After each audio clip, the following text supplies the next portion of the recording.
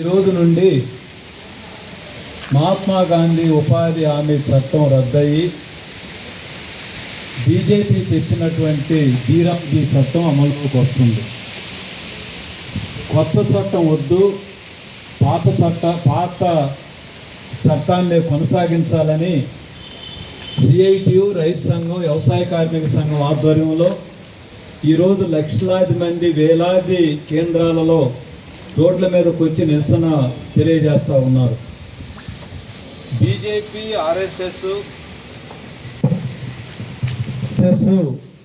మొదటి నుంచి ఉపాధి హామీ చట్టానికి వ్యతిరేకంగా ఉన్నారు.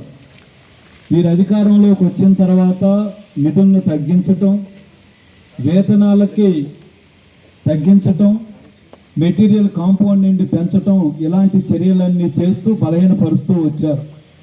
చివరికి ఈ చట్టాన్ని రద్దు చేశారు. చట్టాన్ని రద్దు చేయటం అంటే గ్రామీణ ప్రాంతాల్లో ఉపాధిని రద్దు చేయటం. చట్టాన్ని రద్దు చేయటం అని అంటే ఎస్సీ, ఎస్టీ, బీసీ, మైనారిటీలకి పొందుతున్నటువంటి సౌకర్యాలను రద్దు చేయటం. చట్టాన్ని రద్దు చేయటం అని అంటే గ్రామీణ ప్రాంతాల్లో కొనుగోలు శక్తిని హరించటం. కాబట్టి ఇది ఉపాధి హరణం, పేదల మరణంగా ఈ కొత్త చట్టం వచ్చింది. దీన్ని మనం వ్యతిరేకిస్తూ ఉన్నాం. ఇది వద్దు అని మనం డిమాండ్ చేస్తూ ఉన్నాం.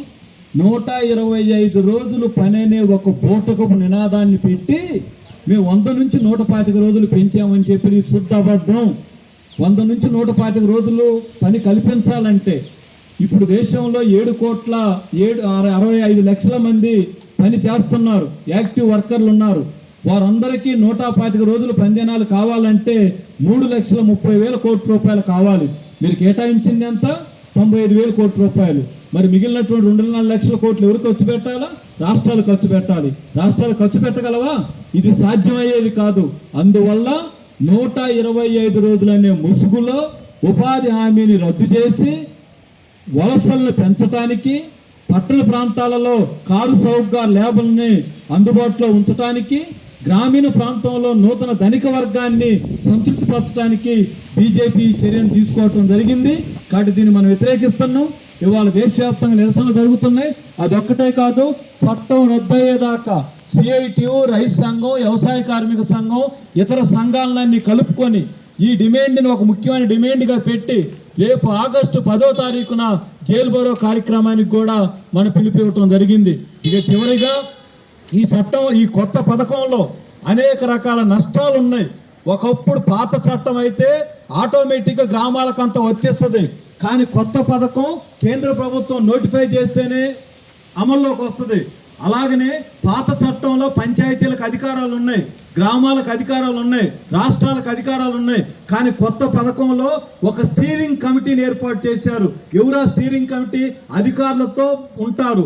రాష్ట్రంలో 5గురు ఉంటారు, కేంద్రం అంతా ఉంటారు. అంటే స్టీరింగ్ కమిటీ అంటే ప్రధానమంత్రి ఆఫీస్ కమిటీ, నాగపూర్లో ఆర్ఎస్ఎస్ కంట్రోల్లో ఉండే కమిటీ. కాబట్టి పంచాయతీలకు అధికారాలు లేవు, రాష్ట్రాలకు అధికారాలు లేవు. ఎవరికి అధికారాలు లేకపోగా ఇంకో కొత్త చట్టబద్ధం చేశారు. ఆన్లైన్ అటెండెన్స్ తీసుకోవాలి, 2 పూట్ల అటెండెన్స్ తీసుకోవాలి, పేషెవులు కావాలి. నేను అడుగుతున్నాను, కొలతల ప్రకారం వేతనం ఇచ్చేటప్పుడు 2 పూట్ల హాజరు ఎందుకు? ఈ 2 పూట్ల హాజరు, ఆన్లైన్ హాజరు వల్ల 100 మంది చనిపోతా ఉన్నారు. అంతేకాదు 26 కోట్ల మందికి ఇంటర్నెట్ యాక్సెస్ లేదని రిజర్వ్ బ్యాంకే ప్రకటించింది. ఫోటోలు రావటం లేదు, పని ప్రదేశాల్లో ఇబ్బంది పడతా ఉన్నారు, చనిపోతా ఉన్నారు. ఇక చివరిగా నిన్ననే కేంద్ర ప్రభుత్వం వేతనాలను నిర్ణయిస్తూ 1వ తారీఖు నుంచి కొత్త వేతనాలు అమల్లోకి వస్తాయని ప్రకటించారు. ఎంత వేతనాలు నిర్ణయించారు? తెలంగాణ రాష్ట్రానికి గత సంవత్సరం రోజు వేతనం 307 రూపాయలు.